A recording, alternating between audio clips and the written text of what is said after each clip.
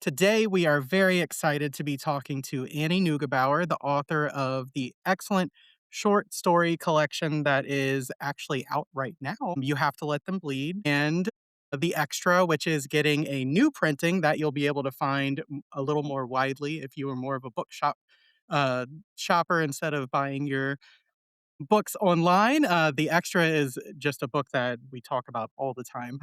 So, very excited to talk to you today. Welcome, Annie. Hi, thank you. That's good to hear. So it was funny because we kind of talked a little bit through email, and we have a foreign exchange student this year from Italy. And she always is kind of just like, "Oh, who are you talking to today?" Because she knows we do this podcast. And I was telling her about your book. And when I told her the plot of The Extra, she was like, "Oh, that's really creepy." But then she was like, kept asking more questions. And I ended up telling her the story that the character tells in the book when they're kind of telling scary stories to each other, Yeah, where basically it's this idea of this sort of like man that she doesn't know who it is, kind of like faceless like person that is just always trying to get in at the window, at the door, but never actually gets in. And then the end of the story, it's basically like the people are like, "Well, what happened at the end?" She's like, "I don't know. It's still happening." And like she woke up this morning, or woke up this morning, and I was taking her to school. And she's like, "I didn't get much sleep last night." I'm like, "Oh, why? What was going on?" She's like, "All I could think about was that story that you told me." I was like, "Oh, that's the nicest thing. I'll tell Annie." yeah, that's my favorite compliment. It was so good, and, you know, I that obviously has stuck with me since reading the book last year because that is so creepy, and I love how even in, the context of this story where a lot of creepy things are happening, I love that idea that, like, these people are around the campfire, and this person's like, "Don't you know it's not supposed to be that scary when you tell a story?" Like, I love Yeah, that. yeah, So, the yeah, line was crossed. Yeah, very cool. So this is a big year for you, right? You got a lot of stuff going on. I sure do. It has been a whirlwind once things started. They really started. Yeah, definitely, and obviously, The Extra was first released last year, but it's getting a really cool re-release, updated cover and all that kind of stuff. What's that like to sort of, revisit it so soon and think, "Okay, so many more people are gonna be able to hopefully be exposed to it?" Yeah, it's really thrilling. I actually signed with Shortwave for the extra and Bad Hand Books for You Mhm. Have to Let Them Bleed Right. almost at exactly the same time. Like their offers came the same week as each That's other, so cool. just coincidentally. Yeah. And so it's been this like wild ride because when I signed with both publishing companies, they were amazing independent presses. Mm, But neither of them had widespread distribution. And right around the same time as each other, shortly after, we had you know, established covers and, set a schedule and everything, both of them independently achieved signing deals with distributors. that's So awesome. I really lucked out that both of my first books ended up Well, it was clearly you that caused that, right? So, yeah, I'm the good luck charm. No, I had absolutely nothing to do with the distribution part, for sure. I was happy to benefit, but we ended up collection was going to come out first. mhm, And so both of my publishers cooperated with each other and worked well and helped, figure out a schedule so that we could do both things. And we set the schedule, and then distribution came, and we ended up pushing back the collection to come out after the novella because the novella was already set, and we wanted the collection to receive the benefits of people being able to buy it, and the big chains and the more popular stores. So yeah. And then Shortwave also got distribution. And so even though we had already released the extra, we have already released the second edition of the extra. It's like half a year old and we already have a second edition. It's crazy, but it's yeah. awesome. I love seeing on your Instagram you finding You Have to Let Them Bleed in the stores, and just can't Oh, imagine the feeling of seeing it out there in the wild. So cool. yeah. Yeah, that literally was a dream come true. I've been dreaming of having my book with my name on the cover in a Barnes& and Noble horror bookshelf section since I was, at least a teenager. Yeah.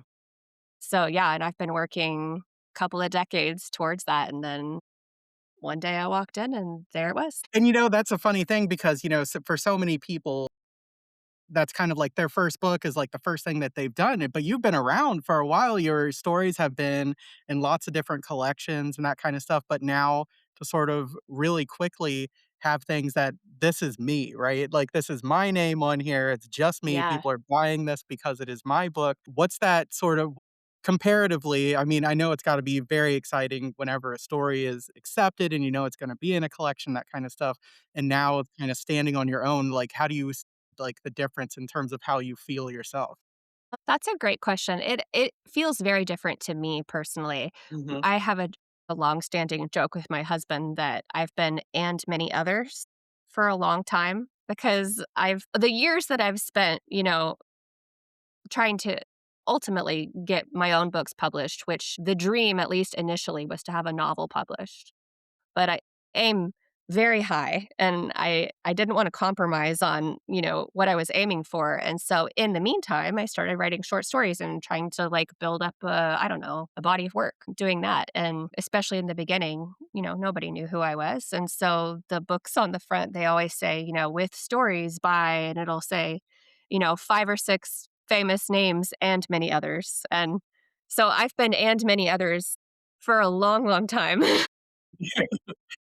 And, then eventually I've been doing it for enough years that every once in a while I would be one of the 5 or 6 names, depending on who else was in the book and how big the anthology was or the magazine or whatever. And that was thrilling. But yeah, the ultimate dream was to have a book that was truly mine. And yeah, it feels, I think, all the sweeter for having worked so long and so hard to achieve it first. I do think that I appreciate it more now than I possibly could have if I had, hit a book of my own right out of the gate. I don't know that I could really savor it the way I am savoring it now. Yeah. Yeah, and it's funny because it's like the writer equivalent of, like, starting out as a bank teller and ended up being, like, the head of the like, starting as a server and then opening your own restaurant, it's very cool, like, to see that, and, I think for a lot of writers out there, it's very inspiring to say, like, you can do that," because I think that a lot of times it's like it seems especially right now, I think I saw somewhere that said 4,000,000 books came out last year, Oh, or something yeah. crazy like that, and I'm just like, Yeah. so it has to, seem very daunting, so to say, like, "Okay, like, you can do it, just put the work in and, it's gonna work." And, of course, it helps to be extraordinarily talented like yourself and have Thank excellent you. stories that come, and Thank so you. this collection, I've heard you talk about it as kind of like a greatest hits, of when you put it together, you were looking at that body of work because a lot of times you think of, see other collections and there's like more of like, okay, this is, a specific theme or something like that. And I think that Mhm. your work a lot of times has themes that we'll talk about that kind of come across and in it. On some hand, I think like when you're uniting a collection over something some specific, it's probably easier to gather those stories than it is to say what is most indicative of my work, which I think of a greatest hits being. So did you Yeah. find it like, okay, which baby do I throw away? Kind of or Yeah, like, yeah. how was that There selection process? Absolutely. There was definitely some blood on the cutting room floor.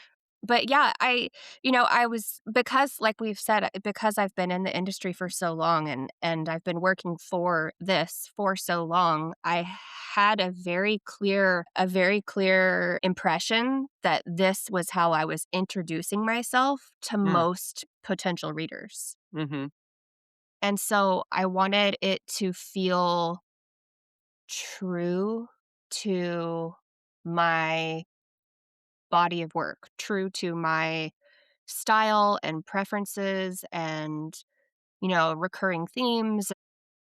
I wanted there's quite a wide variety of stories in there because I write in a quite a wide variety. And so I wanted it to feel cohesive enough that it belonged together. But I wanted it to also sort of give, I don't know, an overview or a snapshot of like me in general as a writer so that people could come to the book, and if they like this book, then they probably like what I'm doing. Like, that's what I was aiming for. Yeah. Really cool. Yeah, I really enjoy that because, sometimes you're thinking, okay, and I don't wanna say this and it sound weird, but, like, you're like, "Okay, what are my best stories?" And Mhm. sometimes your best stories and what's most indicative of your writing or, obviously you think all of your stories are good, and they are, um, but saying like, "Okay, this might be for something else, this might not fit in this collection, even though I absolutely love this story," is a really, like, shows the thoughtful process that went to curating it. And then also, I was just wondering the thing that ties them all together are these poems and, like, the colors and those kinds of things. Once Yeah. you had your stories chosen, is that when that came about, or did you already have those and say, "Okay, now I'm gonna pick which stories fit within that section?" Yeah. So I will say that when I was choosing the stories and realizing that some of them didn't fit, I did sort of divide my stories into like what could potentially become a second collection someday. I don't feel like the second collection is quite as like filled out with, I don't know, my favorites Yeah. yet, but there's the one that you have to let them bleed, the Mhm. one that's out now, is more horror leaning. And the other stories that a lot of the stories that I ended up not putting in this collection are ones that leaned a little bit more towards the like speculative Okay. science fiction and fantasy side of horror. Pretty much most of what I do is at least dark in some Mhm. way. So it's still horror, but I did divide a lot of it by like what feels like it's most purely horror and which ones Okay. could go into a collection that felt a little bit more speculative. Yes. That makes sense. So, yeah, so the other stories, I think I sort of softened the blow for myself by saying, "Well, someday I It's can got gather yeah, those up." right, it's gonna fit somewhere. No, this Yeah, is yeah. purposeful. I'm not, neglecting you. I'm just Yeah, you yeah, have a gonna place come back. somewhere else, and it's gonna be wonderful when you're there. Exactly, So, I exactly, love yeah. that. But so once I had the stories that I knew, about the right about the right length for a collection, the way that the book is organized into color sections, I actually already had those poems. So there's 8 poems that serve as sort of a frame story for all the short stories in the book. And I had written those 8 poems all together many, many, many, many, many years ago. Yeah. And I actually thought, they would be probably framing out a collection of horror poetry. I never liked them in that way. I had a problem with like frame poems being sometimes different style than the other poems. Like it just didn't, it felt too competing for me to have the frame story of poetry holding a bunch of different assorted poems. Yeah. But so when I was pulling this together, I said, "Well, I don't know, like, let's try it. Let's see what I think if I use it to frame out stories instead." And I really liked the way it came together. So it was actually kinda cool that I ended up getting to use those from such a long time ago to organize it. And, Yeah, that's awesome, yeah, and I love the way that that works, and how about the shadowing the collector? Was Shadowling that Collector. Yeah, was that also written, like, Yeah. previously before even Yeah, it thinking? That's was. cool, that's so cool. Yeah, thank you. 'Cause, And so yeah, that then definitely feels like, was meant for this, and yeah. obviously you did too, because you put it there, Yeah, but I'm yeah. like, you would think that, like, all of this was very much thought out as, "Okay, this is gonna go as part of a story collection like this," so that's really cool. Mhm. Well, that's good to hear. Yeah, I think it does speak to I've known for a very long time what I'm doing as a writer, Mhm. the fact that a set of 8 poems from, I don't know, 15, 20 years ago could thematically work so smoothly with stories that I've written just recently, like, I think that um, just indicates that I'm sticking to what I'm doing. Yeah, definitely. Yeah, but so then it just became sort of a game, almost like a puzzle or something of, I have this set of stories and I have this framework where there's a collector who's sorting the stories or the shadowlings by color. And so which story is which color? And that was really fun for me because it kind of allowed me to like revisit these stories, some of which were, older, I was super familiar with. it allowed me to, like, revisit them through a fresh lens of, like, "Well, Mhm. what color is that story?" And, I'm a color fanatic, so for me, that was a very fun sort of, like, mental experiment of, like, which stories could I shuffle where and how could I make them fit, and yeah. Yeah, and I did hear that your love of color and things, and I wanna talk about that, a little bit Sure. too, just in we talk a lot about covers of books and, how much input you have into them, and I was just Mhm. wondering, looking at the extra and looking at the other that's coming out, Yeah. and then the spare, I haven't seen the cover for that one yet, but each one has a dominant color for each Mhm. one, and was that your decision which color that is, and was it purposeful in terms of the story? No. So Okay. Alan Lastufka designed the covers for the novellas, and Uh-huh. the spare cover has not been revealed, so you Really? haven't Okay. missed it. It's just not shown yet. But the extra, when Alan read it and made it and offered to buy it, through shortwave, he actually sent a cover mock-up with his offer through my agent because when he read it, he had that idea. Yeah. The 11 people across the front Mhm. and the doubled, like, repeated letters in the background where some of them are Yes. extra letters, Uh-huh. and so he was like, he sent that along with the offer, and when I saw the cover, I was just like, "He gets it. He Yeah. gets it," because, yes, it should have been green. He got that Uh-huh. exactly right. The green was Okay. perfect. That's what I Yeah, okay, I was wondering that because yeah, it's yeah, clearly yeah. obviously, it should be green. It obviously should be green, yeah, and I can't remember if you've had a chance to read the other. The other is just now, like, having some arcs sent out and Yes, stuff. I have not gotten a chance to read it Okay, yet. I can't okay. wait. I have questions about it that whether or Yeah, not you will say yeah, it or not. um, yeah, but that cover is this, like, it's this perfect sort of, like, icy teal blue. Yes, yes. Mm, and Beautiful. that's all Alan. He just gets it. He's so good. He's so good at design. So I got lucky that I got a book designer whose, like, I guess, taste in color Mhm. jives with my taste in color. Yeah. Yeah. No, and that's so cool because, like, there's certain stories in this collection, obviously the absolute, like, perfect irony of Redless being right before the red section, Yeah. Thank you. and I think, the clown story, White Paint, Mhm. where it is, I'm like when I look at it, I'm like, "Yeah, okay, that makes sense." Like, that should be there, Yeah. those kinds of things, and I Yeah. think that, art in general, whether it's, paintings, music, film, books, all that kind of stuff, I think that when you, sort of are in that world, they all kind of blend together in this really cool way, and so, like, to see that kind of going into the stories and sort of the way that you frame them and sort of like everything around it, I think is a perfect thing, and obviously the fact that you write both prose and poetry is kind of that blending as well, because I think sometimes your poetry reads in ways that we expect prose to, and sometimes your prose reads in the way that we expect poetry to, Yeah. but it's both, kind of thing. It's like sort of like the conscious decision of how we're using words is kind of what story is in the first place, right? Yeah. Absolutely. Thank you. That's awesome to hear. Yeah. I can't remember why, but I was just thinking the other day about, like you said, the way that, I don't know, the different art forms sort of the lines between them are not as concrete as, a definition would imply.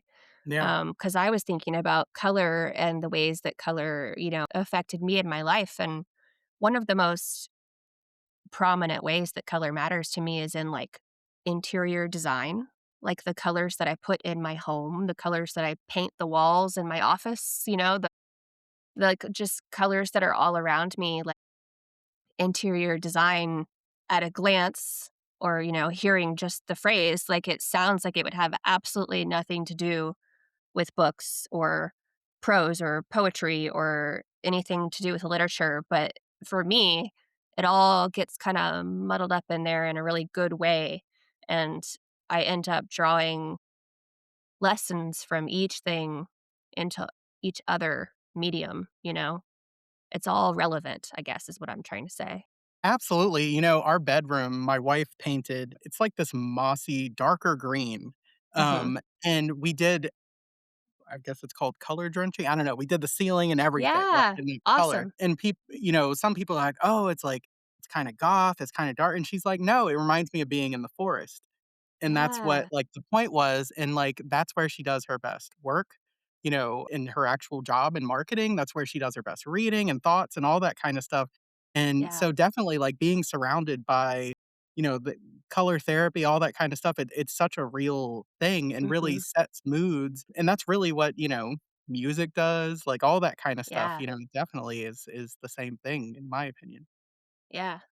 Yeah, that's so cool. I installed my office is in a basement. At our house here, we have 2 stories, and our whole, like, grown up part of the house is downstairs.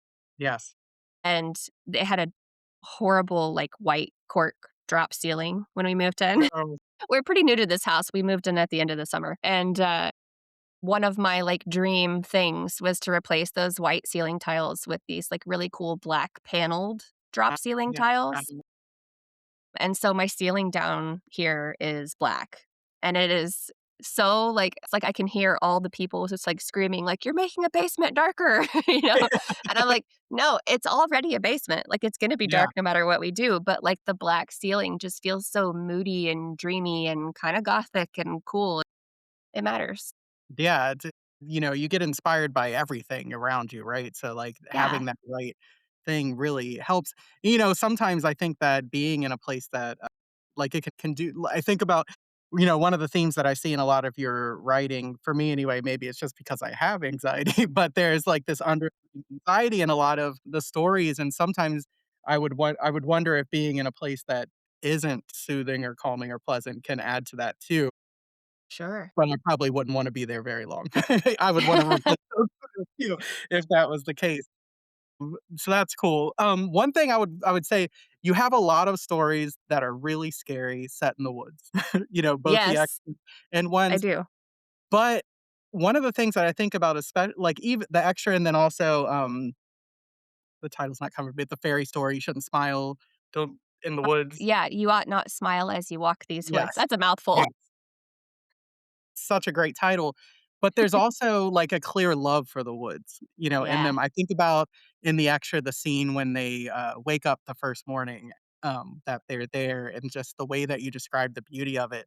And then even in that story, it's scary, what happens then, but, like, the fairy knot and the way that he discovers, like, the trees and things like that, it's beautiful. Um, I'm guessing Yeah. that you both love and respect that the woods are a place where things can you have to respect it, but it's also like, to me, like, we love hiking Yeah. in like, we're very close to the Appalachian Trail in the area of Pennsylvania that we're in, and it's just, there's nothing like it being there. It's, like, Mhm. restorative, but then also, if it gets really quiet, you know Yeah. something's going on, Something's wrong. Yeah, I do. I have such a deep love of nature, like nature with a capital N, like Mhm. people aren't around you, nature. I mean, I'll take a garden, I'll take what I can get during the week or whatever. But yeah, I grew up. I mean, when I was really little, we lived in sort of a normal neighborhood. But even back then, there were these woods sort of right behind the neighborhood that all of Mhm. us would go venture into. And then when I was an older kid, maybe middle school, we moved to a neighborhood that was, like, borderline out in the country. Like, the lots were, like, 1.5 acres, and lots were wooded. There were, like, gullies and, like, proper landforms. And so, yeah, I I laugh and sort of bemoan a lot that my love of nature, my love of hiking and camping in the woods and all of that, like, I've turned it horribly creepy for people that don't already appreciate those things. I do have, of course, a healthy respect for, like, being alone in the wilderness and whatever, but I generally don't actually find the woods very scary. Yeah. I find them very peaceful and very comforting, but I like writing scary things. So, like, I always end up using these settings that are things that I love. And that's more than just the woods, too. I mean, there's like The Pelt, for example, the story The Pelt. The setting for that story is sort of like a I don't know, almost like a ranch house or a farmhouse out in Mhm. a lot of country, Yep. and that is a setting based on a very beloved, s childhood set of family friends that we would go spend time with. Okay. So, like, I'll take these things that I love because I know them well, right? Like, I know the woods very Mhm. well, and I know, these different places. But then, of course, what I'm writing is horrific. So I it's such a, like, twisted thing that I take all the things I love and I make them scary for other people. Well, that's so funny because I grew up directly next to an enormous cemetery. And, like, our close family friends, like, my dad was the caretaker of this, like, estate of these super rich people in Washington, DC, and so we were, like, the help there, and then, like, our close family friends were the caretakers of the cemetery, so we would hang out all the time at their house, which was in the cemetery, you know? So, like, Interesting. yeah, Yeah. so to me, it's like a cemetery is like a fun place where we would run around and have Yeah. barbecues and, like, all that kinda stuff. Um, Yeah. and then, you tell people and they're like, "Oh, that's so scary," and all that and it's like, "Yeah, well," you know, Right. s but, Yeah. if I ever wrote a story about a cemetery, it would be horrific, like, because that's just what people would say, "See, I knew it." I'm like, "No, but it's actually really nice and peaceful." A Mhm. big cemetery is very similar to a forest in a way because it usually is very nature, and just kind of reading about, like, histories of cemeteries and things that it was very normal for families to just go have picnics at their family grave and stuff like that, these things that we think of as being scary, and I think the forest is something that very popularly recently has become a lot of, like, horror stories are being set there and things because it is, like, one of the last wild kinda places, especially, like, in this country, which, Yeah. is very interesting, but yeah, I think that that love definitely comes through as well as, like, "Okay, I love this place," because the scary thing isn't the place, you know? Yes. It's Yeah. it's what's happening while they're there, right? Right. Yes. And I'm not saying that I won't ever write a story where nature is the scary thing, but I am a lot less drawn to that. I know that that's also sort of a popular subgenre, but I don't I don't know. I don't want to villainize nature. Um I'm not saying there's not a space for that, but it doesn't appeal to me very much, at least so far, because it's a thing that needs to be protected. So like I don't want to make the nature itself the scary thing. Yeah. Right. That makes sense. What about clowns as I have my little clown puppet over here? Because, Clowns like are scary. yes, I have always, and it's funny because well before obviously It or any of those kinds of things, Yeah. one of my earliest formative memories was going to, a circus and just being deeply traumatized by the Mm. clowns. So that story especially from the perspective that it's from of, the clown essentially. You're talking about white paint? Yes, Yeah. absolutely, yes. Like, I Yeah. just was like if I didn't know you could, like, have a new angle in making clowns scary, but you did it for that one, and I Thank love you. that story. Yeah. Thank you. So, what was the genesis of that? Oh, that story disturbs me still. Yeah, I don't think I can talk about the genesis without, like, blatantly spoiling the story. makes sense, yeah, Yeah, but, I mean, the ending is, I think, what I thought of got first. you. Yeah, but that story for me is as sad as it is Mhm, disturbing. Yeah, right. yeah. Yeah, That's kind of a hard one definitely. to talk about. Several of my stories are like, if I talk about them, I literally tell you what happens. And It's that's tricky. I'd heard you say that a lot of times it is that, like, snippet of that, like, like the extra where you're like, "Okay, 10 people go in and suddenly there's 11, but you remember Mhm. everyone." Like, you can say that, so a lot of these stories have that kinda thing where it's like, Yeah. I get that, I understand why that's scary as hell, and now I need to read it. So that's really cool, like, you know I also heard you say that some of these ideas, like, are just banging around for years before you Mhm. actually even write them, and I just wonder, like, what's that like to have those there? How do you hold on to them? Like, do you just, like, kinda jot it down and write them somewhere, like, Yeah. to Yeah, keep them, I and then do. when you're like, "It's time." It is time. Yeah, I do. I literally have, like, a ideas list. Mhm. I think I have a couple of written ones, and I also have, like, a typed one, and I guess I'm lucky. I get a lot of ideas. I've always had a lot of ideas. I've never been a writer that, like, can't think of what to write about. Like, that's never been my struggle.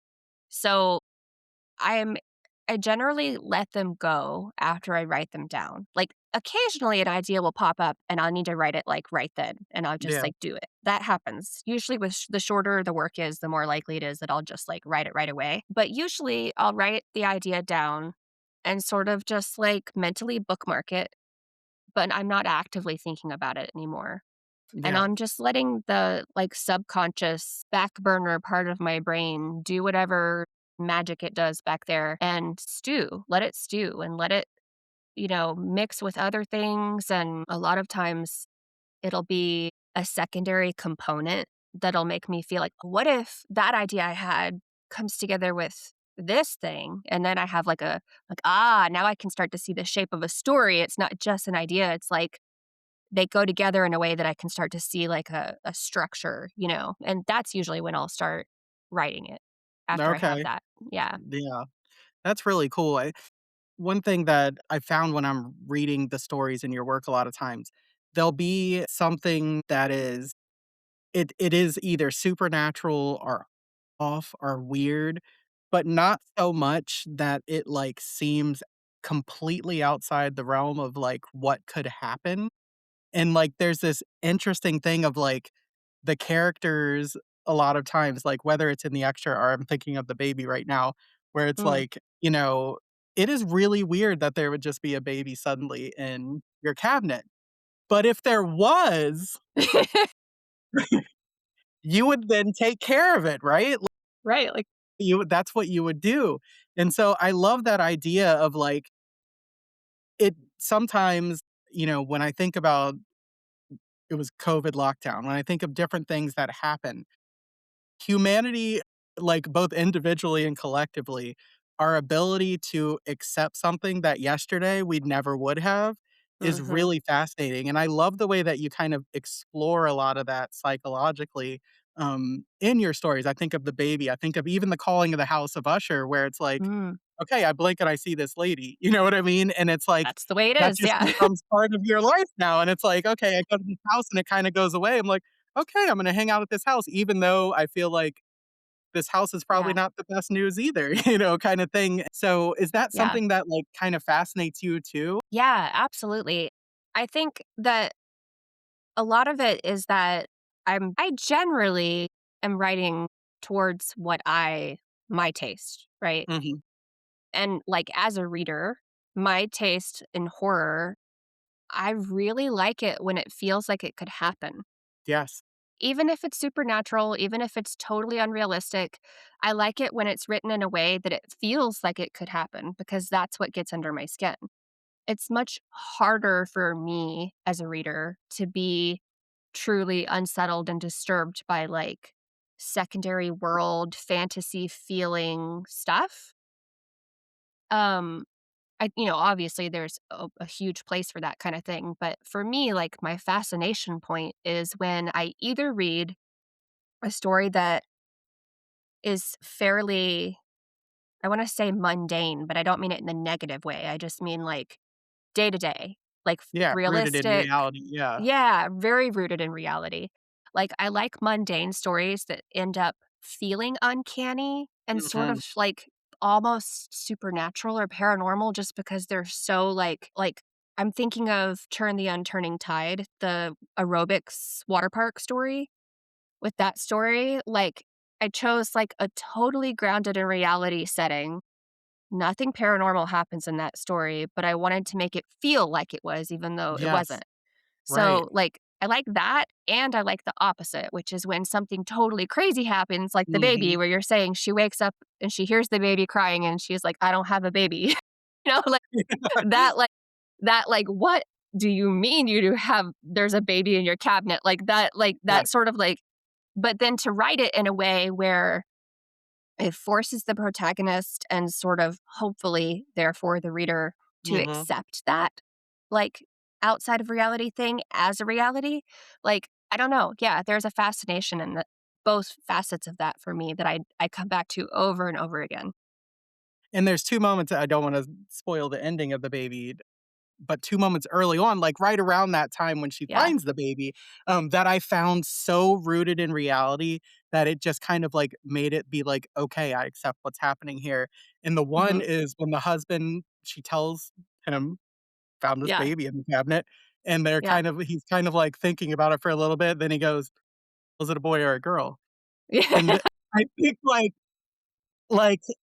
as a person that, and I don't want to I have children, so I'm Mhm. not we have a lot of pets too, and Yeah. we live in a rural area, and, we joke about it sometimes that people must know that we take in stray animals because they appear Mm. all the time, Yeah. and as someone that takes in a lot of cats and even, like, we found dogs on the street that we now have, that live here, that's kind of the question you ask, right?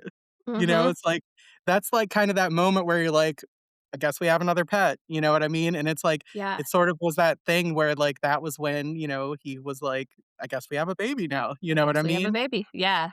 Absolutely. So, I Yeah. love that touch because it's so how a person even though this is a really wild thing that happened and you're kind of thinking like, "Did someone break into my house and abandon their baby?" Like, you start going Right. because there has to be some reasonable explanation, right? Right. Yeah. So I just love that thought process, and I was like, "That's I could see myself doing that," you know? Yeah. Yeah. Totally. And I really enjoy when, like, a character so there's always this sort of push and pull in horror, in general as a genre between, like, if the protagonist or point of view character has something hard to believe happening, how long do you make that character not believe what's happening even though that's what's happening? You know? Yeah.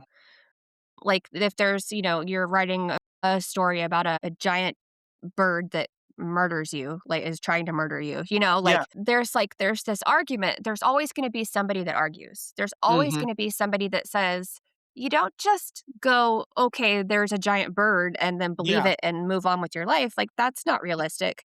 But if you have your character argue with the reality that's happening in the story for too long, other readers are annoyed because they're like, well, I mean, like, handle it. Like, you Yeah. can see with your eyes that it's what's happening, so, like, do what you need to do, like, kill the bird Yeah. or whatever.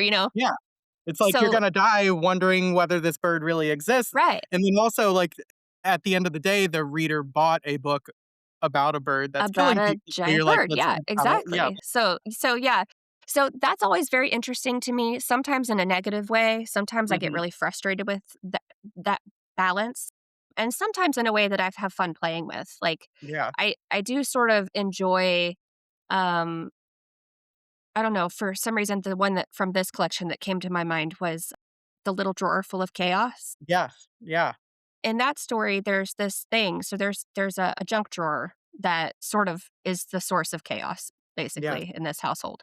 And the protagonist's life is sort of unraveling slowly and then quickly around chaos. And she sees this like gross, like metal shaving looking stuff in the drawer that Mhm. she threw up. Yep. And she like, that for me was, like, that type of detail, it can do so many interesting things in a story because, like, nobody's thrown up like, nobody's done that. But No. at the same time, if you describe it a certain way, it feels relatable, right? Yeah. Like, you Yeah. read about her throwing this up and being like, "What? How did that like, what?" Like, you see something that came out of you and you're, like, horrified, but, like, it did. You were right Yeah. there, you did it, you knew it happened, so, like, I don't know, yeah, there's definitely something there that I, um, am just so intrigued by the idea that, like, certain details can help ground the reader and help them buy into whatever is hard to believe because, like, we've all hit our hip against an open drawer and cursed as we walked past because we forgot it was open, like, we've all done that. So, like, yeah, there's something there that I just really enjoy. And then in that story, 2 things, like, with that story, it's like and then when it happens again, Right. it's like, "Okay, it's happening again. It happened before, Uh-huh. and it's happening again," so Right. it just becomes this is a thing that happens now, right? Yeah. Yeah. Which I love, And then the other thing in that story that kinda happens is, we all have had that feeling of when you're driving to work or whatever it is, and suddenly you're at work, and I think, Yeah, like, the that's autopilot. something that, like, to an absolute, like, nth degree happens to the character in that Mhm. story too, where it's like, "Wait, it's dark now? Like, wait, what happened? Like, where'd that time go?" But it's Yeah. like and it's to an extreme, m way there, but that's a feeling we've all had, and I love that where it's, again, that thing of like, "Okay, like, that's happened. That's not happened, but because this has happened, I'm gonna believe that is just Mhm. something that happens now," right? Yeah, you gotta keep reading, right? The next sentence goes on, so you go with it. And ultimately, that sort of like, that anxiety and that feeling is pretty much what is the entire extra is, right? Because Mhm. even, Yeah. like, at the end of the story, it's still kinda like, "Is this really happening?" Because that's how you would feel, right? Like, there has to be a reason for this. It can't Mhm. be what I think is happening or has Mhm. happened, right? And to go even crazier into that, I have to tell you this story. Basically, without it being scary, the extra happened to me in real life. So not exactly, but I was on a trip in my previous life of in finance where we were doing a, team building exercise, and it was a team building exercise with a lot of different financial institutions, which was in the woods with this guy that did all these different things, like, told us about all this stuff and whatnot, and we're doing it. We all got there in the same bus, and then he started walking us around, and we were in this, like, national park kind of, area, and, like, when we got back to the cab, like, the area where we were getting back on the bus, it wasn't like a big kerfluffle or whatever, but essentially, people that were just wandering, like, hiking in the park Mhm. joined us for almost the entire Ah. team building, and no one knew they weren't supposed to be there. My god, Until the end when the person was, like, checking off and everything, and they're like, "Who are you?" And they're that's like, "Oh, we're just crazy. here while it's like, "You're not supposed to be here, you didn't pay for this, why are you doing, like, this team building exercise?" So it was like, as I'm reading this, I'm like, obviously this is much different circumstance, and that was benign and Yeah. ended up fine and everything, but I'm like, anyone that says that's ridiculous, you can tell them now, "No, it's not." Nuh-uh, this happens. Like, those kinds Yeah. of things happen, and it's Yeah. like, you think about, like, on a smaller scale, like, you go into a city and stuff, and they're doing those, like, walking tours, and you kind of Yeah. walk a little bit, and Just you, kinda like, walk listen for a behind. while. Yeah. Exactly, and that's pretty much what they did, except they got to do, like, a ropes course and, like, different Yeah, they things got to do a bunch with of it. extra stuff. So yeah, That's so funny. so that was I thought that was really, like, funny that I'm like, "Oh, man. Yeah, this is pretty cool." It's awesome. Yeah, so that was really interesting. So the one question, and again, I don't know if this is any kind of spoiler or can't be said, but for the next book in the sequence, Yeah. I know it's about a couple that's hiking that potentially is encountering a doppelganger. Is that the couple that they walk by in the extra? That that is not ever specified.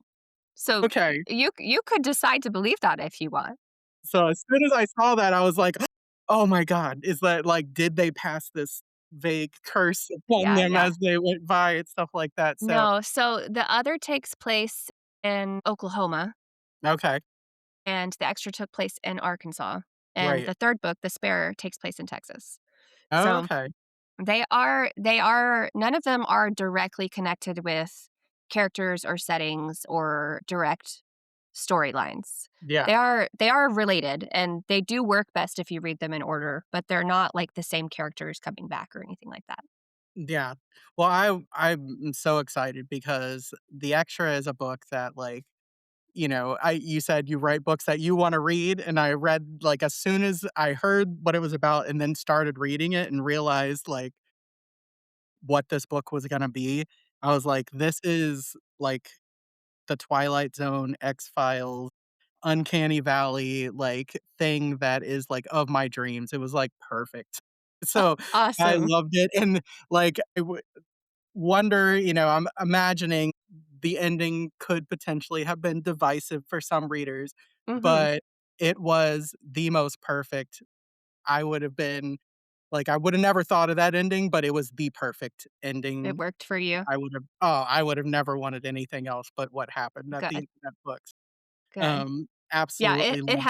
it has been divisive, and it's been very interesting to, like, read reader reaction and hear reader reaction and stuff, and in general, I just try so hard to stay out of it, like, as far as, Mhm, like, interpretation. Like, I don't want to be an author who, after the thing is out, tells readers mhm, how they're supposed to understand a thing or how they're right, supposed to interpret it.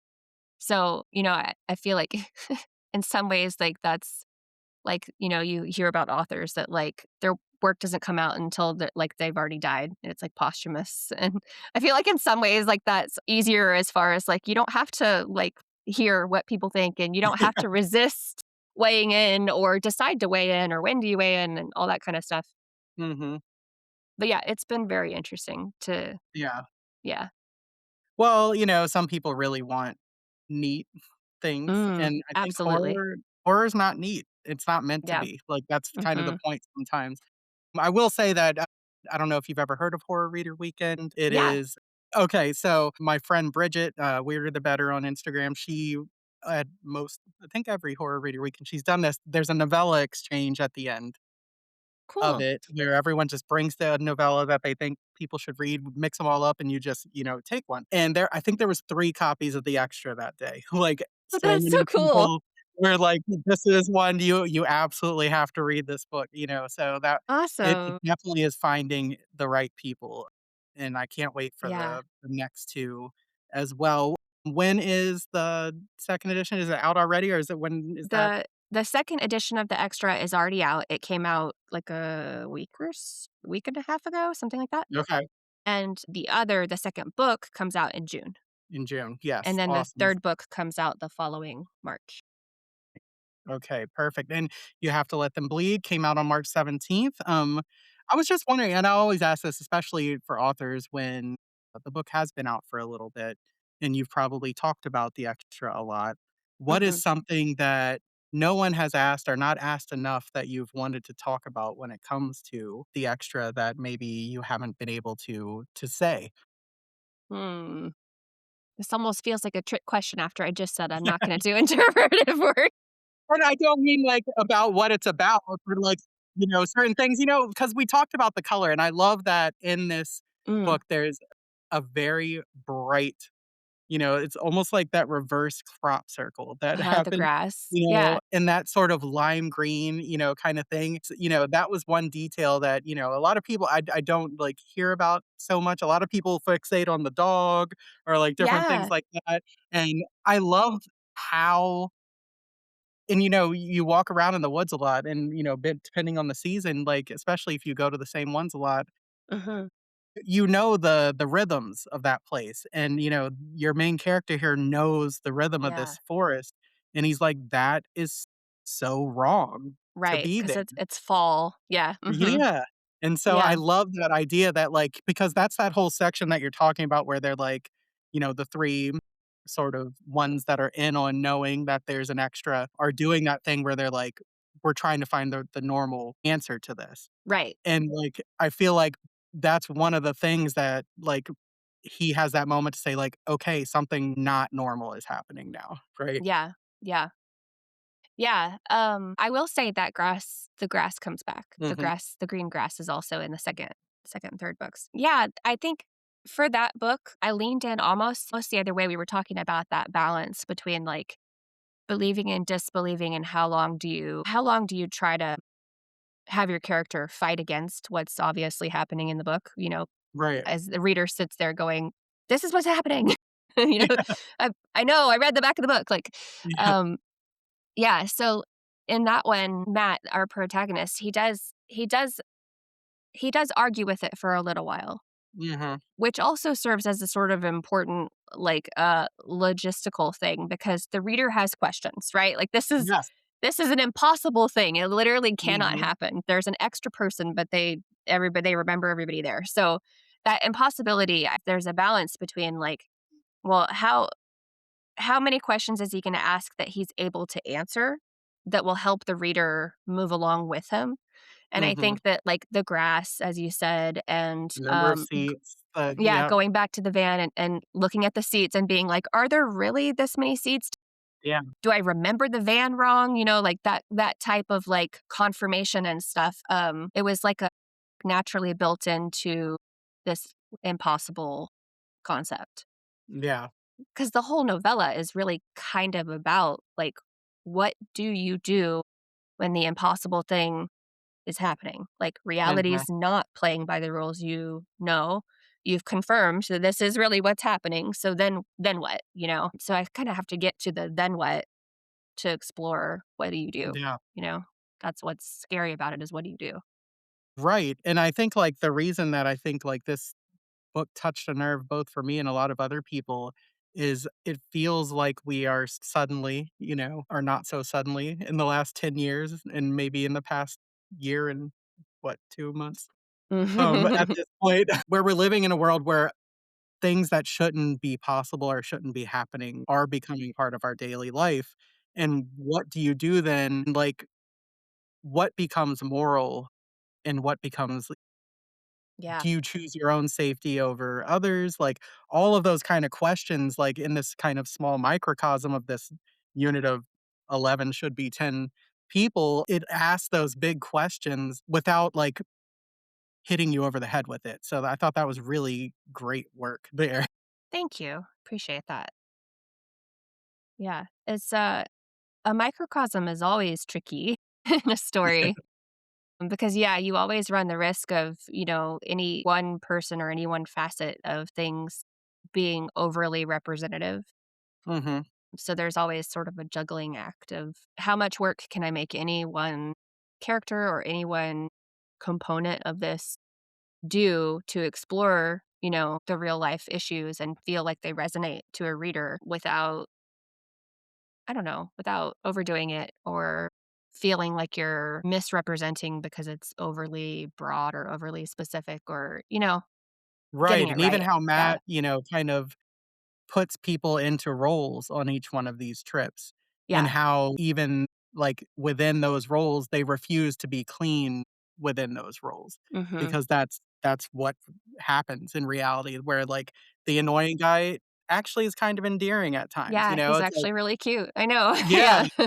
the Yeah. really helpful person, it's like, can do some things that aren't as helpful, or, you Right. know, the person that just seems really simple shows unexpected depth, all those kinds of things. I love Yeah. those moments within, 100 pages that kind of say, like, we're not gonna allow anyone to become a stereotype, here, because, when you do that, that's very dangerous, and I love that as they're trying to figure things out, it could be really easy to say, I don't like this guy, he's, that. And the fact that they kind of refuse to do that or understand that they might lean towards doing that, is Right. kind of some of the work that a lot of people I wish would do, Yeah, in their definitely. own Yeah. ways. You know, Matt as a character, people people either like him or don't particularly like him or whatever, but I do think that a redeeming or I don't know if redeeming is the right word because it's not like he's ever bad. Mhm. A quality about him that's appreciable is that he is aware that there's a danger of this descending into I think he calls it a popularity contest. Mhm.